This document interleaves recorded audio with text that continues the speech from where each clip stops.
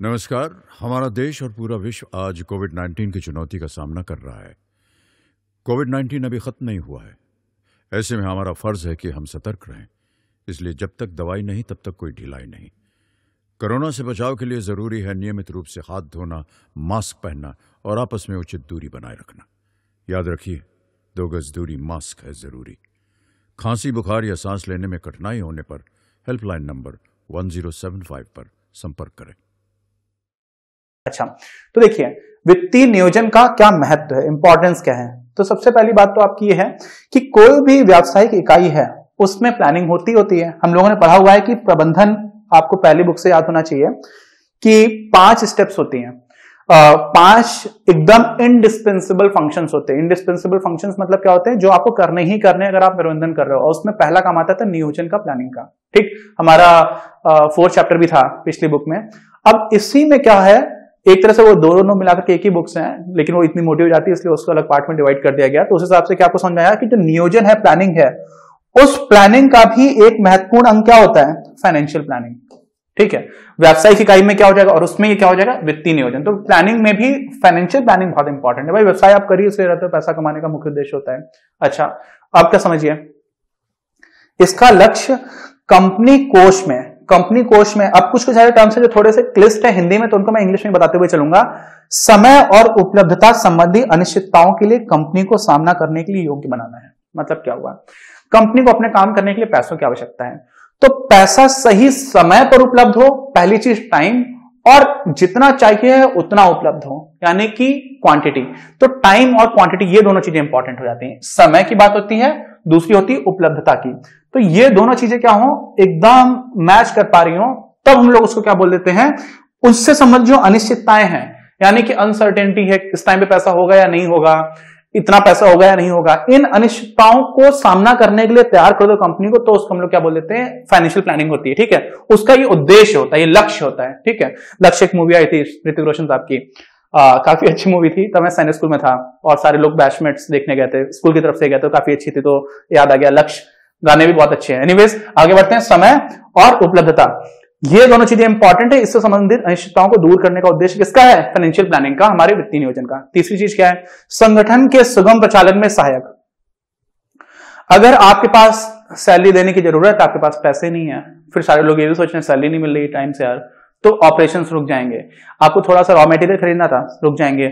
छोटी सी चीज हो सकता है आपको खरीदनी और आपके पास कैश नहीं पड़ा हुआ है, तब भी आप पैसे जुगाड़ोगे तो रुक जाएंगे।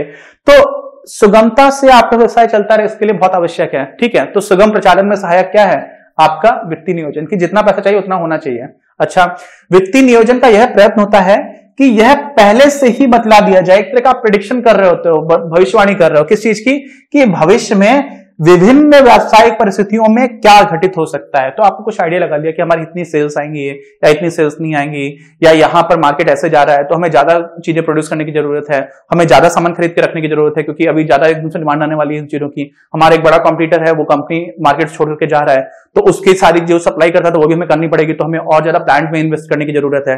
तो इस तरह के बहुत सारे सिनेरियोस बन सकते हैं, वो आपको सोचने पड़ते हैं, और उन अलग अलग सिनेरियो में आपको कितने पैसे की आवश्यकता होगी, कब आवश्यकता होगी, इसका भी आप हिसाब लगा रहे होते हो।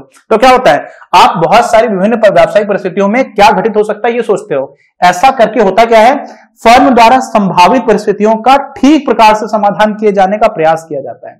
आप प्रयास करते हो कि ठीक से इसका समाधान हो सके। आ रही बात समझ में? क्यों? अब आपने सिनेरियो सोच लिए, आपने कैलकुलेशन कर ली कितना पैसा आएगा, तब आप सोचते हो अच्छा ऐसी स्थिति तो हमें इतना चाहिए होगा, ये स्थिति रहेगी तो हमें इतना पैसा चाहिए होगा, तो आपके पास एक आइडिया लग जाता है। अच्छा, और क्या होता है, स्थानापन्न वित्तीय नियोजन, alternate financial planning. Alternate financial planning का मतलब क्या हुआ, या तो आप ये काम कर लो, या तो आप ये काम कर लो, या तो आप ये काम कर लो। ये वाला काम करोगे तो आपको इतने पैसे चाहिए, ये वाला काम करोगे तो आपको इतने पैसे चाहिए। तो ये वाला और ये वाला कहां से आ रहा है, समझ रहे हैं? मतलब 2 तरह के काम आप कर सकते हो, 4 तरह के कर सकते हो, उनमें से अलग अलग तरह के काम के लिए आपको अलग अलग तरह के पैसे की आवश्यकता होगी, तो आपको अलग अलग तरह की फाइनेंशियल प्लानिंग करनी पड़ेगी। तो ये चीज भी कहां से डिसाइड होगी, जब फाइनेंशियल प्लानिंग स्टार्ट करोगे तभी तो होगा। तो क्या होता है, आपके पास स्थानापन्न का मतलब यहाँ पर अल्टरनेटिव है। स्थानापन्न मतलब ये नहीं तो ये, है ना, और नहीं और से, और नहीं और से, ऐसा करके एक शेर था, कभी आपको अलग से सुनाऊंगा। तो इसमें क्या होता है, अल्टरनेट फाइनेंशियल प्लानिंग, कि इस तरह की तैयारी कुछ विभिन्न परिस्थितियों में स्पष्ट रूप में व्यवसाय के सुगम संचालन में असीम सहायता प्रदान करती है। है ना। आपको पहले से क्लियर हो गया कि यार देखो 4 ऑप्शंस थे, 4 में से हम 2 तो नहीं कर सकते, 2 ऑप्शंस कर सकते हैं, आप तो ये करेंगे या ये करेंगे। तो अगर इन दोनों में से हम जब पिक कर रहे हैं तो इसमें किस समय पर कितने पैसे की आवश्यकता होगी, ये आपने अगर समझ लिया और उसका बंदोबस्त करना स्टार्ट किया तो क्या हो जाएगा, सुगमता रहेगी व्यवसाय के चलने में, है ना। इजिली ऑपरेशंस आप चला पाओगे। तो ये सारी बात हो गई, यही महत्व है। किसका महत्व भाई हम लोग बात कर रहे हैं, वित्तीय नियोजन के महत्व की बात कर रहे हैं, भूल मत जाना, ठीक। आकस्मिक व्यावसायिक परेशानियों तथा विस्मयों से बचने में सहायता। शॉक लग गया, शॉक एकदम से, आपने सोचा ही नहीं था, कुछ देखा ही नहीं था, कुछ प्रेडिक्ट करने की कोशिश नहीं की थी, अचानक से कुछ ऐसा हुआ, वो आपके लिए अचानक इसलिए क्योंकि आप देख ही नहीं रहे थे। तो अगर आप उन शॉक्स को पहले से सोच लोगे यार ये भी तो हो सकता है, तो आप उसका भी बंदोबस्त करते हुए चलोगे और उसमें क्या हो जाएगा, उसमें आपको इतनी कॉस्ट नहीं लगेगी। तो ये सारी चीज भी है। फिर क्या है, विभिन्न व्यावसायिक कार्यों में सामंजस्य स्थापित करने में सहायक है, जैसे उत्पादन तथा विक्रय कार्यों में स्पष्ट नीति निर्धारित करके। इसका मतलब क्या हुआ, प्लानिंग इन जनरल हम लोगों ने पढ़ा हुआ है यार। जब नियोजन की बात होती है, नियोजन क्या करता है, पहले से बताता है कि हमें ये करना है, ये करना है, ये करना है, ये करना है, और उस बनाने के टाइम पर हम समझ जाते हैं कि यार देखो इस काम को करने में हमें 3 दिन लगेगा और जब तक ये काम नहीं होगा तब तक आप ये वाला काम नहीं कर सकते हो, तो पहले हमें ये काम करना पड़ेगा। तो ऐसा नहीं हो जाएगा कि ये वाला काम कोई पहले करने लगे, क्योंकि आपने पहले से ही निर्धारित कर दिया है। तो आप पहले से जब निर्धारित कर रहे होते तो आप एक ऑर्डर बना करके चलते हो। हम लोग का एक कोर्स था प्रोजेक्ट मैनेजमेंट नाम का, क्या नाम था उसका, प्रोजेक्ट मैनेजमेंट, ठीक है। तो प्रोजेक्ट मैनेजमेंट में हम लोग ये सीखते थे कि कौन सी चीज जो है वो पहले करनी है, कितना पहले करनी है, तो उससे क्या हो जाता है, एक सामंजस्य बना होता है पेपर पे। तो आप उस तरह से जब चलोगे तो क्या हो जाएगा, आपकी स्पष्ट नीति निर्धारित है और इस वजह से क्या हो जाएगा, आप सामंजस्य अच्छे से स्थापित कर पाओगे। अलग अलग जो भी गतिविधियां हैं, जो भी व्यावसायिक कार्य हैं, जो भी आपकी बिजनेस एक्टिविटीज हैं, ठीक। आगे बात समझना है। फिर क्या हुआ, क्रियाओं की पुनरावृत्ति, बार बार एक ही काम करते जा रहे हो, तथा नियोजन की कमियों को भी दूर किया जा सकता है। आप एक काम आपको बार बार करने की जरूरत नहीं पड़ेगी अगर आपने पहले से अच्छे से प्लान कर रखा है। अच्छा, और क्या है, निवेश तथा वित्तीय निर्णयों में अनवरत आधार पर संपर्क स्थापित करना। समझ रहे हैं क्या हुआ, निवेश यानी कि इन्वेस्टमेंट और वित्तीय निर्णय यानी कि फाइनेंशियल डिसीजंस हैं, तो उनमें आप लगातार, अनवरत मतलब लगातार संपर्क स्थापित करना। तो आपके पास पैसा आ रहा है, ठीक है, पैसे का आपने बंदोबस्त किया हुआ, अब वो पैसा ऐसी जगह पर लगाओ जहां से सबसे अच्छा रिटर्न मिले, यही तो कोशिश रहती है। तो वो क्या हो रहा है, कंटिन्यूअसली आप इस चीज को देख पा रहे हो लगातार। ऐसा नहीं कि आपने एक बार सोचा कि साल भर के लिए हमारे यही प्लान है, ऐसा नहीं रहता। इसमें कंटिन्यूटी भी बहुत इंपॉर्टेंट रहती है, आपको हर पॉइंट ऑफ टाइम पर भी देखना रहता है। तो वो अनवरत आप स्थापित कर पाते हो अगर आप फाइनेंशियल प्लानिंग को यूज कर रहे हो। और फिर क्या हुआ, वित्तीय नियोजन का महत्व, विभिन्न व्यावसायिक खंडों के उद्देश्यों की व्याख्या करके यह वास्तविक निष्पादन का आसानी से मूल्यांकन करता है। मतलब क्या हुआ भाई, आप बिजनेस कर रहे हो, बहुत सारे काम है इसमें। आप प्रोडक्शन की बात कर लो तो उसमें भी अलग अलग स्टेजेस हैं, इस स्टेज पर इतना काम होना चाहिए, इस स्टेज पर इतना होना चाहिए, इस स्टेज पर इतना होना चाहिए, उसके बाद जाकर के आपका प्रोडक्ट बन पाएगा। तो आपका जो प्रोडक्ट है वो बन ही नहीं पाया, तो आप समझ पाओगे इस स्टेज पर इतने दिन में इतना काम हो जाना चाहिए था। तो आपने पहले से एक स्टैंडर्ड बना लिया, सोच लिया, मान लिया कि इसमें इतने काम है, तो आप क्या कर पाओगे, जो परफॉर्मेंस हो रही है आप समझ पाओगे नहीं आप लोग काम ठीक से नहीं कर रहे हो, आपको स्पीड बढ़ाने की जरूरत है, आपका काम ठीक चल रहा है। तो यहां पर कर क्या रहे हैं, हम लोग मूल्यांकन कर पा रहे हैं। मूल्यांकन क्यों कर पा रहे हैं, क्योंकि आपने जो व्यावसायिक खंड थे ना, अलग अलग सेक्शंस थे, अलग अलग तरह की स्टेजेस थी, उनके उद्देश्यों की व्याख्या कर दी कि आपका ऑब्जेक्टिव इतने दिनों में काम पूरा करना है। ये करने से क्या हो गया, जब आपकी रियल परफॉर्मेंस है, वास्तव में कैसा काम चल रहा है, उसका आप मूल्यांकन कर पा रहे हो। ये भी प्लानिंग का इन जनरल भी बेनिफिट होता ही है कि आप पहले से स्टैंडर्ड बना लेते हो तो आप इवैल्यूएट कर पा रहे हो कि अच्छा ये काम इतने समय में होना चाहिए था। और व्यवसाय की पूंजी में विभिन्न स्रोतों के उपयोग के अनुपात, ये आपका अलग टॉपिक स्टार्ट हो गया। यहां पर हमारा वित्तीय नियोजन का जो महत्व है वो हो गया कंप्लीट। तो यही सारा महत्व वित्तीय नियोजन का। हम लोग बात करेंगे किसकी, कैपिटल स्ट्रक्चर की। हेलो फ्रेंड्स, हम लोग बात कर रहे थे फाइनेंशियल प्लानिंग की, उसी में एक बहुत इंपॉर्टेंट छोटा सा टॉपिक आता है। टॉपिक छोटा तो नहीं है, financial planning point of view से भी बहुत important, examination point of view से भी काफी इंपॉर्टेंट है, और इसका नाम होता है पूंजी संरचना। इसको हम लोग इंग्लिश में बोलते हैं क्या, कैपिटल स्ट्रक्चर।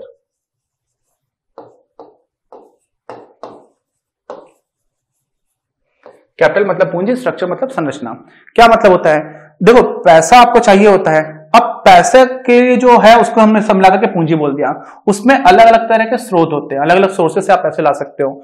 तो किस सोर्स से कितना पैसे लेकर के आ रहे हो, उनके अनुपात को ही हम लोग क्या बोल देते हैं, अपना क्या बोल देते हैं, कैपिटल स्ट्रक्चर। ठीक है, तो एक तरीका क्या होता है, कैसे कैसे निकाला जा सकता है। तो देखो नॉर्मली क्या होता है यार, या तो मालिक खुद का पैसा लगाएगा जो भी व्यवसाय चला रहा है, ठीक है। अब मालिक की कंपनी है तो उसमें बहुत सारे मालिक हो सकते हैं, बहुत सारे शेयर होल्डर्स हो सकते हैं, तो उन सबका पैसा मिला लो। उस सबके पैसों को मिलाकर हम लोग कभी कभी बोल देते हैं क्या, इक्विटी।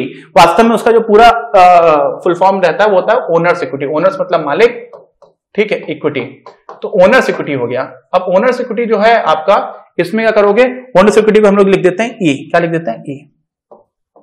अच्छा, और बाकी आप कहीं से उधार लेकर के आते हो, तो आप उधार लेकर के आए डी, और आपका उधार वाला पैसा और साथ में जो आपका खुद का पैसा था ई, तो डी और ई मिलाकर के तो टोटल पैसा हो गया।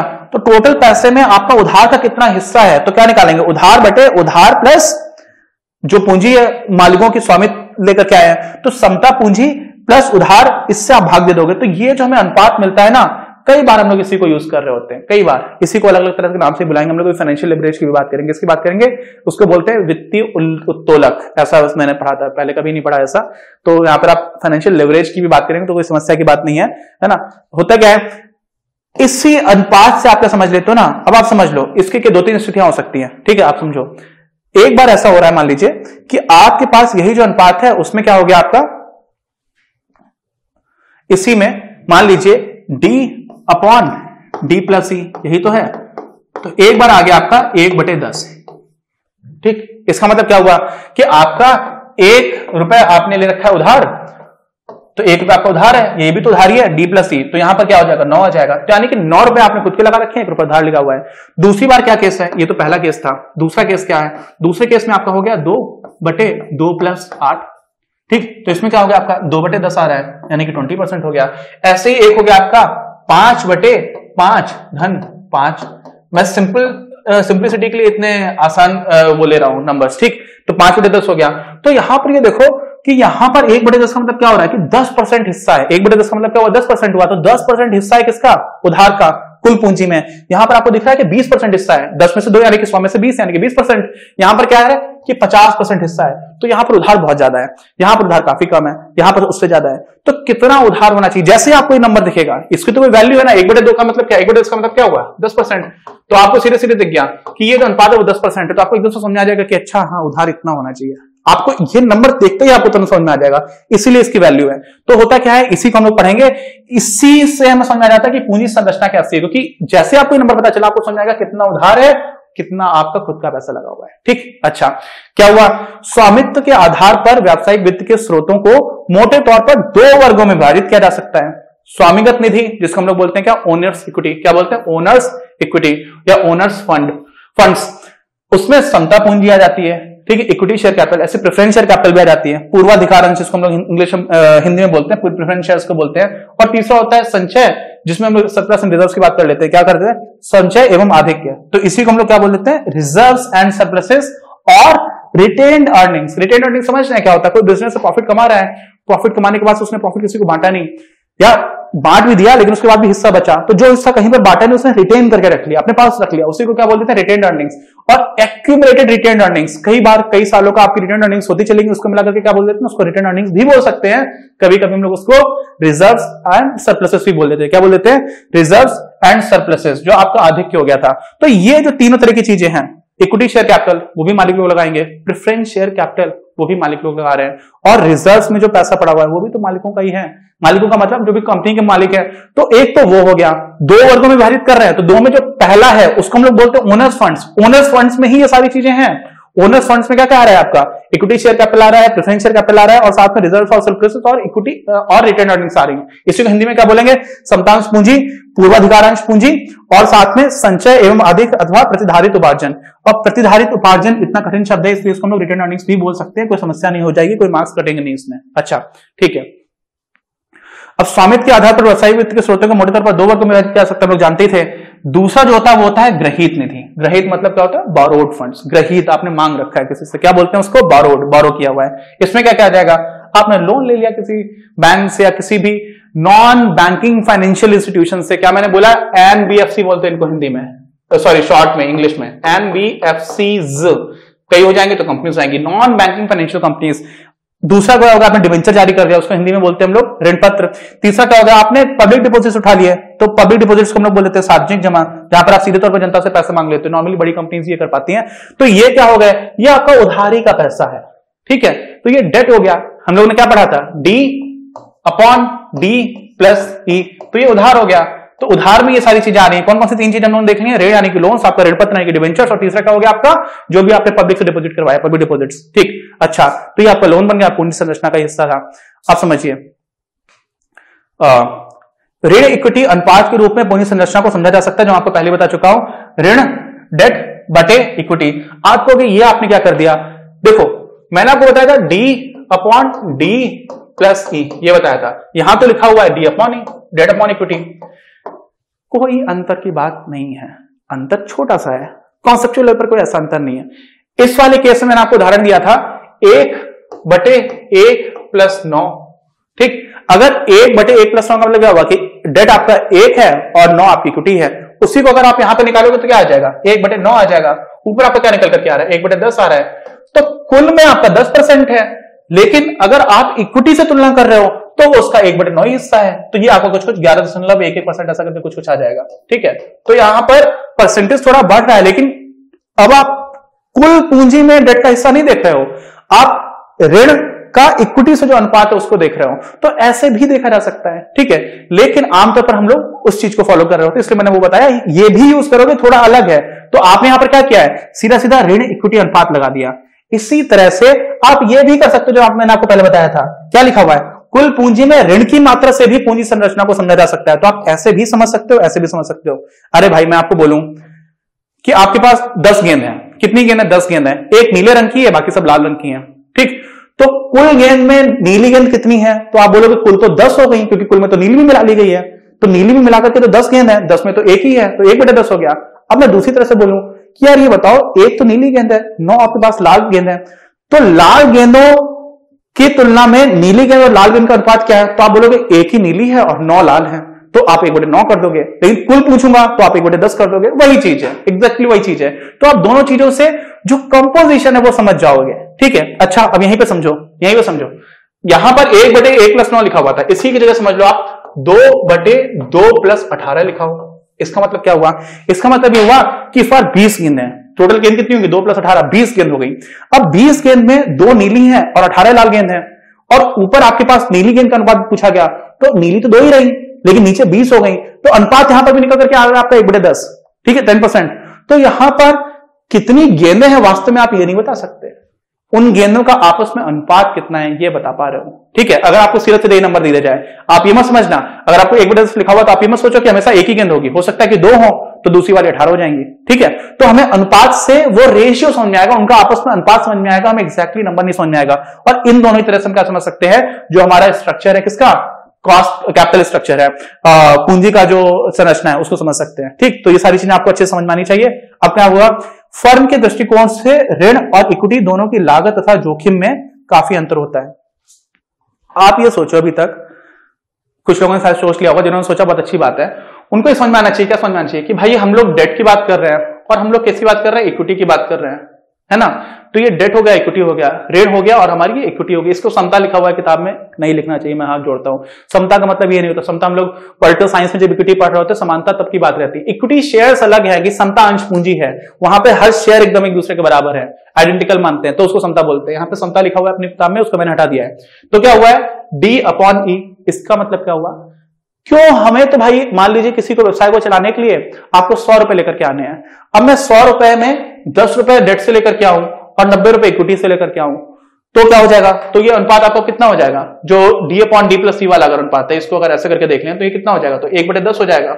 और इसी की जगह उल्टा कर दूं, डेट आपका 9 हो और इक्विटी आपका 1 हो, तो ये अनुपात कितना हो जाएगा, ये अनुपात हो जाएगा आपका 9/10। समझ जाए कैसे, तो आपका डेट हो गया 9, तो ये 9 + 1 कर दोगे उस वाले केस में, तो ये 1/10 जब है और जब ये 9/10 है, आपको समझ में आ रही है बात, 1/10 और 9/10 में क्या अंतर है। हमें तो भैया 100 रुपए चाहिए थे या 10 रुपए चाहिए थे, मान लो इस वाले केस में 10 रुपए चाहिए, तो दोनों में D+E तो मिलाकर के 10 ही हो रहा है, नीचे 10 यहां पर भी है, नीचे 10 यहां पर भी है, तो कौन सा फर्क, मतलब पहाड़ गिरा जा रहा है, क्या ऐसा अंतर क्या है। तो अंतर यह है कि इन दोनों सोर्सेस में अंतर होता है। कंपनी के लिए कोई एक सोर्स ऐसा है जिनमें सस्ता होता है आमतौर पर, तो जो सस्ता है वही लेना चाहिए हमेशा, है ना। आप समझ लो, कोई चीज आपको सस्ती मिल रही है, पैसा आपको लेकर के आना, तो जो सस्ता पैसा मिले वही लेना चाहिए, नहीं। लेकिन जो सस्ता होता है ना, उसमें जोखिम भी ज्यादा होता है। जोखिम किस चीज का ज्यादा होता है, कंपनी डिफॉल्ट कर सकती है। डिफॉल्ट करना समझ रहे होते हैं कि आपको जो पैसे चुकाने थे आप चुका नहीं पाए, तो वहां पर कंपनी के बंद होने की नौबत आ सकती है।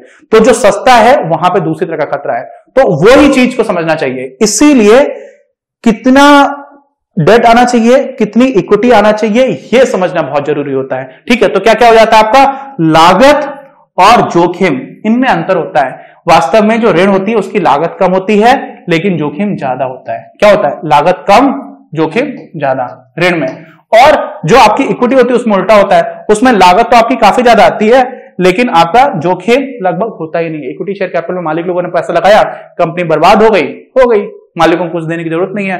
लेकिन आपको किसी बैंक ने पैसा दिया हुआ है और आप नहीं दे पा रहे हो तो वो आपकी कंपनी का सामान बिकवा देगी, समझ रहे हो ना? तो ये चीज होती है। तो यहां पर आपको समझ आना चाहिए कि जो चीज सस्ती है उसमें खतरा भी है ना? तो ऐसा भी नहीं कि आप बिल्कुल ही खतरा ना लो, आप सिर्फ और सिर्फ मालिक का ही पैसा लगाओ। तो आपको पता चला यार यहाँ से तो बहुत पैसा महंगा आ रहा है और हमें तो बैंक काफी सस्ते में ब्याज दे सकती है, लोन पे पैसा दे सकती है, हमें काफी कम ब्याज देना पड़ेगा। तो वो ब्याज कब कैसे दिया जाएगा उसके लिए हम कुछ उदाहरण देखेंगे और उसी को हम लोग एक नई चीज सीखेंगे, उसको हम लोग क्या बोलते हैं?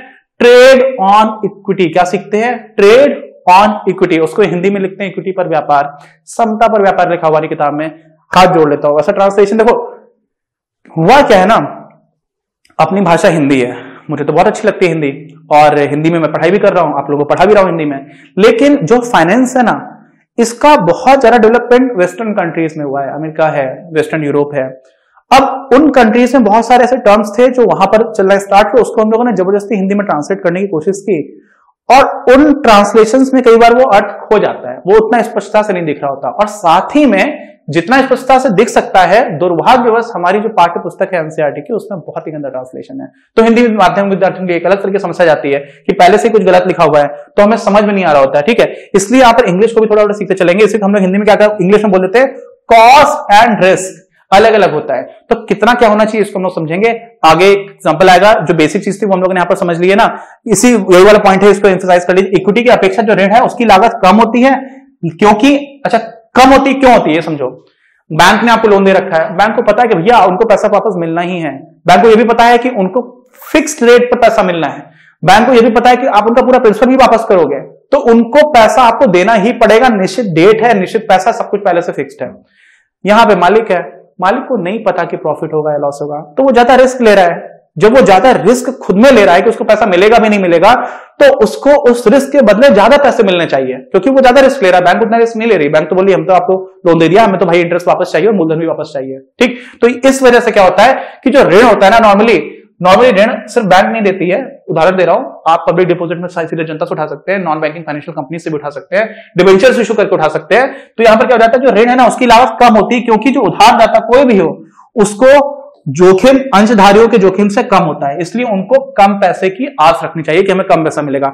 उधारदाता एक निश्चित राशि को ब्याज के रूप में पाते हैं तथा एक निश्चित समय के उपरांत उन्हें अपनी निवेशित राशि का भुगतान भी प्राप्त हो जाता है, इसीलिए उन्हें प्रतिफल की कम दर अपेक्षित होती है। उनको ज्यादा पैसा, उतना पैसा नहीं चाहिए होता जितना इक्विटी रखने वाले लोग सोच रहे होते हैं। ठीक है, अब देखिए होता क्या है कि ऋणों पर जो भुगतान किया गया, आपने किसी से लोन लिया, तो आप जब लोन लेते हो तो आप पैसे वापस करोगे, तो वापस करते हो आप इंटरेस्ट वापस करते हो, ब्याज वापस करते हो। तो जो आप ब्याज देते हो ना, उस ब्याज को आप क्या करते हो, ईबीआईटी एक टर्म होता है, क्या बोलते हैं, earnings before interest and taxes. क्या बोलते हैं, ईबीआईटी।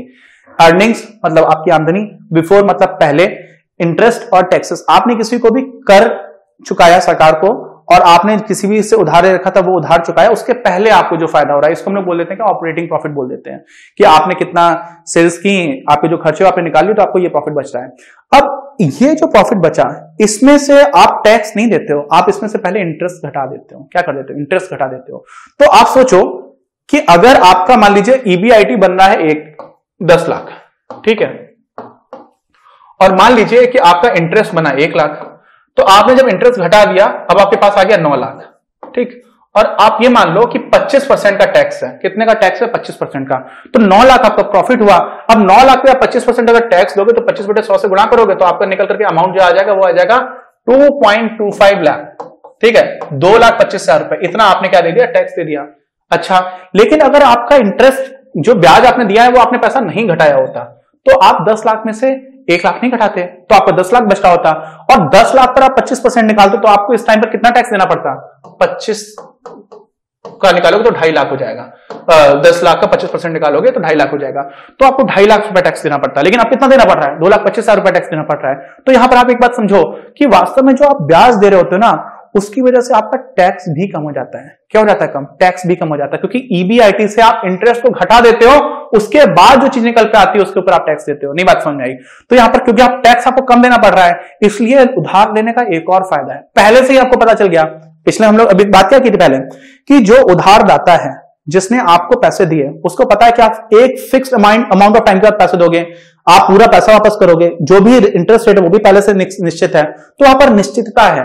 इस वजह से वो आपसे कम रिटर्न मांग रहा है, साथ में आप जो पैसे उसको वापस कर रहे हो उसमें आपको टैक्स बेनिफिट भी मिल जा रहा है एक तरह से। क्यों? क्योंकि वो पैसे आप घटाने के बाद फिर टैक्स दे रहे हो। तो इस वजह से डेट और सस्ता हो जाता है, ऋण और सस्ता हो जाता है। लेकिन ऋण में जोखिम होता है। जोखिम क्या होता है इसको समझेंगे तो आप समझ रहे, यहां पर यही बात लिखी हुई है, जो ब्याज है ना वो कर के रूप में देनदारी जो होती है में कम किया जा सकता है। तो जो देनदारी है, जो आपको कर देना, तो वो कम हो गया, जबकि लाभांश का भुगतान लाभ में से कर को घटाने के बाद शेष लाभ में से किया जाता है। तो ये क्या लिखा हुआ है? दो चीजें हैं, एक हो गया आपका लाभांश और एक आपको हो गया ब्याज। ब्याज आप किसको देते हो? जिससे आपने लोन लिया, जिससे आपने कर्जा लिया, उसको आप ब्याज देते हो। जो आपके मालिक हैं उनको आप लाभ में हिस्सा देते हो, उनको आप ब्याज नहीं देते हो। तो लाभ में जो हिस्सा है वो मतलब क्या हुआ? लाभ में अंश, उसी को बोल देते हैं लाभांश, इंग्लिश में बोल देते हैं डिविडेंड। तो जो डिविडेंड आप पे करते हो, यहां पर समझिए दूसरी चीज होती है, आपने जब कर्जा लिया हुआ था तो आपने 1 लाख रुपए का इंटरेस्ट दे दिया। दूसरा केस है, वहां पे आपने कर्जा नहीं ले रखा है। क्या किया? कर्जा नहीं ले रखा है, 10 लाख रुपए था, 10 लाख में आपको 25% आपका टैक्स बच गया, चला गया, तो बचा आपके पास 7.5 लाख। अब ये जो 7.5 लाख आया ना, इसमें से आप क्या दोगे? लाभांश बांटोगे। क्या करोगे? लाभांश बांटोगे। तो ऐसी स्थिति में क्या हो जाएगा? पहले से ही आप ज्यादा टैक्स दे चुके हो क्योंकि यहां पर ब्याज से घटा नहीं पाए, अब जो हिस्सा है उसमें से आप लाभांश बांट पा रहे हो। तो यहां पर क्या हो रहा है? लाभांश बांटने में आप टैक्सेस के बाद बांट रहे हो, इसलिए लाभांश उस हिसाब से भी थोड़ा महंगा हो जाता है। और क्योंकि लाभांश क्यों देना पड़ता है? क्योंकि आपने इक्विटी में पैसा उठाया होता है, इस वजह से इक्विटी और महंगी हो जाती है। तो ये चीजें इसको भी अच्छे समझिए। फिर क्या हुआ? ऋण के बढ़ते उपयोग से क्या हो जाता है? फर्म की पूंजी की कुल लागत कम हो जाती है ना, नॉर्मली। क्यों? क्योंकि हर तरह से सस्ता है, मैंने आपको समझा दिया। संभावना बढ़ जाती है, लेकिन होने की संभावना बढ़ती चली जाती है, कम होता जाएगा। लेकिन एक लेवल से अगर आपने ट्रेड कर लिया तो आपकी समस्या आ जाती है। कैसे आ जाती है हम इसकी बात आगे करेंगे। अभी समझिए, एक व्यवसाय के लिए ऋण सस्ता तो होता है, लेकिन अधिक जोखिमपूर्ण भी होता है। क्यों? क्योंकि ऋण पर ब्याज तथा मूल राशि का भुगतान निश्चित रूप से आवश्यक है। नहीं करोगे तो बोल दिया जाएगा कि कंपनी डूब गई, कंपनी हो गई, दिवालिया घोषित करना पड़ सकता है, या फिर आपको बहुत महंगा अचानक से कर्ज लेना पड़ सकता है। ठीक है, तो इस तरह की चीज हो जाती है। इन प्रतिबद्धताओं को, जो प्रतिबद्धताएं हैं, प्रतिबद्धता क्या है आपको? कि जो आपको पैसे वापस करने हैं, को पूरा करने में किसी भी प्रकार की चूक व्यवसाय को दिवालिया होने के लिए बाध्य कर सकती है। इसलिए कर्जा लेना मुश्किल चीज होती है। ठीक, इक्विटी के मामले में ऐसी कोई बाध्यता नहीं होती है, मालिक है तो वो नहीं पैसा लेगा, जोखिम रहित होता है। तो ये सारी चीजें हैं। ठीक है, किशोर अवस्था संबंधित समस्याओं के परामर्श हेतु समर्पित उमंग किशोर हेल्पलाइन के टोल फ्री नंबर 144225 पर संपर्क करें।